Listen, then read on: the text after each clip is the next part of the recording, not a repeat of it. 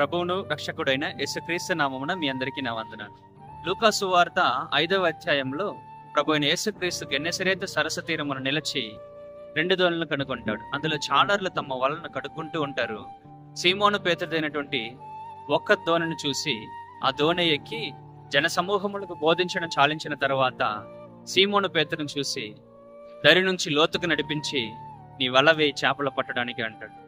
ఈరోజు కూడా అనేక మంది క్రైస్తవులు దరిలో ఉన్నామనే సంగతి తెలియకుండా ప్రభువును అంగీకరించిన వెంటనే లోతైన సత్యానికి నడిపింపడానికి ముందే ప్రభువు నన్ను ఆశీర్వదించేయాలని, ప్రభువు నా మీద మెండుగా ఆశీర్వాదాలను కుమ్మరించాలని ఆశ కలిగి నిరాశతో నిస్పృహతో ప్రభువు నామాన్ని దూషించే పరిస్థితులు ఈరోజు చాలా చూస్తున్నాం. అయితే దేవుడు ఈ వర్తమానం ద్వారా మీతో చెప్పడం ఏంది అని అంటే, నువ్వు దరిలో ఉన్నావని గుర్తెరుగు.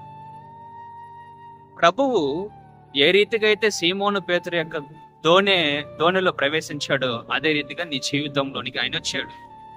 ఆయన వచ్చిన తర్వాత లోతైన సత్యానికి నడిపింపబడ్డానికి ఆయన ఆశ కలిగి ఉన్నాడు. అయితే నువ్వు దరిలో ఉన్నానని గుర్తించి లోతుకు నడువు. లోతైన సత్యానికి నువ్వు నడిపింపబడాలి.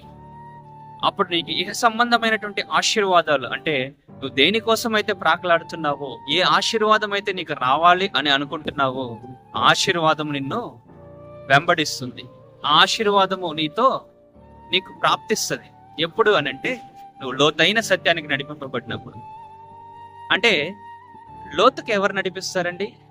గమనించండి, ఒక మాట అక్కడ రాయబడింది, పేతురుని చూసి నీ దోణిని లోతుకు నడిపించి.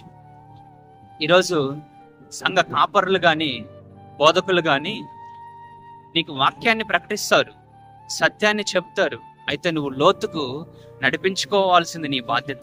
అక్కడ ప్రభువు నడిపించినట్లు లేదు. గమనించండి, ప్రభు సీమోను పేతురుతో చూసి చెప్తాడు, లోతుకు నడిపించు, నడిపించి వలలు వేయి చేపలు విస్తారంగా నీకు దొరుకుతుంది. నువ్వు లోతుకు నడిపించబడాలి.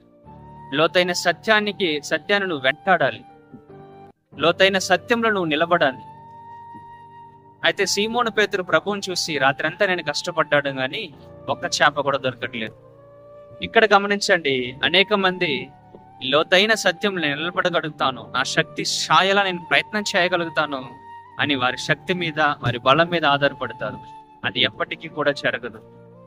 తొట్టిల్లిపోతారు. ఎందుకనంటే లోతుకు నడిపింపబడే కొలది ఆ లోతులో ఇంటర్నల్ వేవ్స్ ఎక్కువ, గ్రావిటేషనల్ వేవ్స్ ఎక్కువ.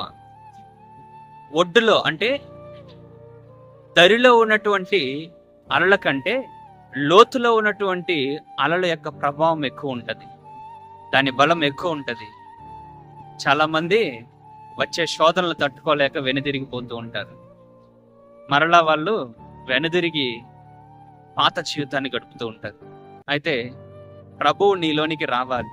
ధోని అయిన నీ జీవితంలోకి వచ్చి ఆయన ఎక్కడైతే వల వేయమంటాడో, ఎక్కడైతే సత్యం దొరుకుతుందో అక్కడ నువ్వు వెళ్ళినప్పుడు ఆ లోతైన సత్యాన్ని నువ్వు విని దాని ప్రకారం ఆయన కృప మీద ఆధారపడి నడిచినప్పుడు నీకు అనేకమైనటువంటి ఆశీర్వాదాలు వస్తుంది. ప్రభు నీతో ఉన్నాడు కాబట్టి అలలు ఎన్ని నీ మీదకి వచ్చినా, భయంకరమైనటువంటి తుఫాను లేచినా ప్రభు దాన్ని అణచి నీకు రావాల్సినటువంటి ఆశీర్వాదము ఎక్కడైతే దొరుకుతుందో ఆ లోతైనటువంటి స్థలానికి తీసుకెళ్ళి నీకు కావలసిన ఆశీర్వాదాన్ని ఆయన కుమ్మరిస్తాడు. కాబట్టి ఇన్ని రోజులు నువ్వు లోతైన సత్యానికి నడిపింపబడలేదా? ఈ వర్తమానం విని లోతైన సత్యానికి రా. ఎన్ని అలలు వచ్చినా ప్రభువు నీతో ఉన్నాడని ధైర్యంతో ముందుకు సాగు.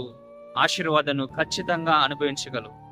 పేతురు దేవుని మాట విని, ప్రభు మాట విని లోతుకు నడిపించి వల వేశాడు. విస్తారమైనటువంటి చేపలు అతను పట్టుకోగలిగాడు. ఈరోజు ఆ మార్గం తెలియక బాధపడుతున్నావా? లోతైన సత్యానికి రా. ఎన్ని రోజులు నేను దరిలో ఉంటావు? దరిలో ఉన్న రోజులు నీకు ఏ ఆశీర్వాదము రాదు.